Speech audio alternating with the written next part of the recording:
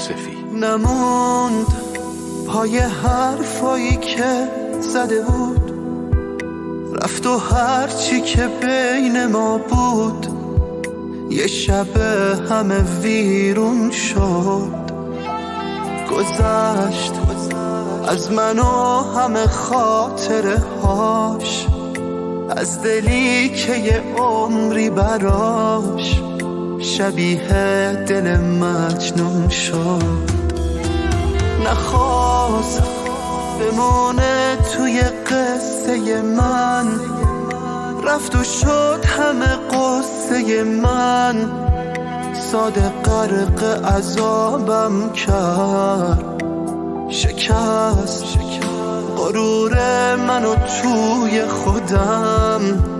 ندیدش که دیوونه شدم، زد و ساده خرابم کرد. اون نفهمید با غمش به روز من چی آورد. با خودش وقتی که رفت تموم دنیامو برد.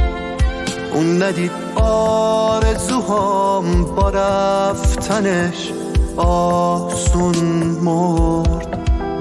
هرچی داشتم و گذاشتم که نره از پیشم. فکر میکردم که میمونه تو دلش جا میشم. اون نفهمید که بدون اون یه تنها میشم.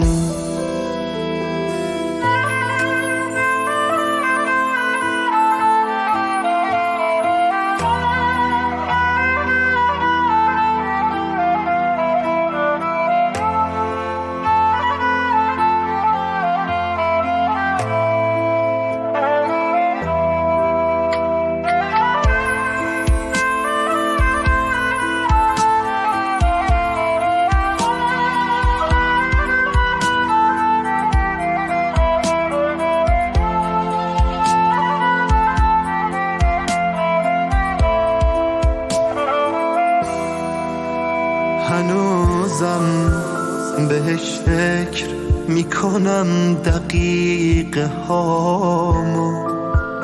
اون کجاست که ببینه گریه هامو، نوازش کنه بغض تو صدامو.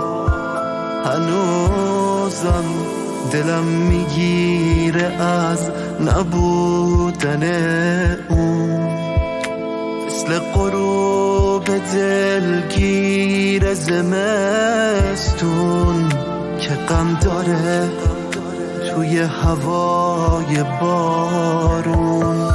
اون نفهمید با غمش به روز من چی آورد.